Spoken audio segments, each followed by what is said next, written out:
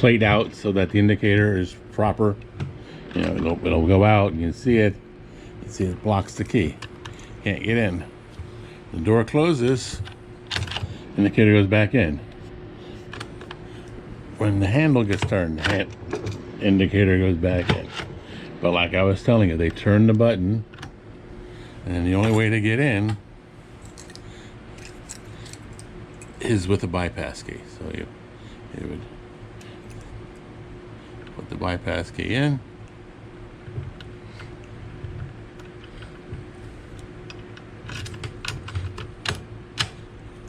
Now, if the indicator button, like say someone's in there and they're having an issue, health issue, they didn't turn the button, but they're locked in there. Maybe whatever reason,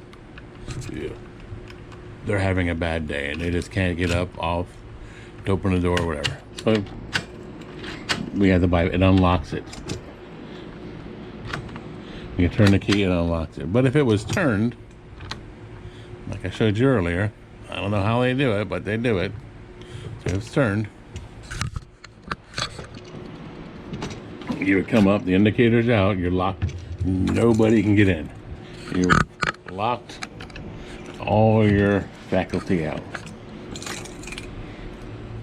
Put the bypass key in.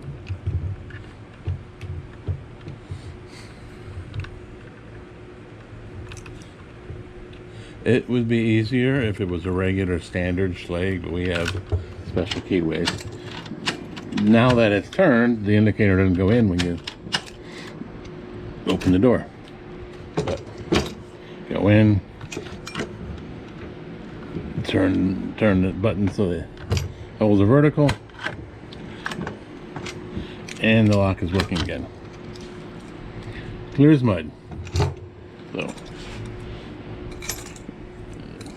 look around when you have, for one of these bypass keys that has the notches on, you know, the key cuts on one side and the warding cuts on the other side, because these will work in warded cylinders.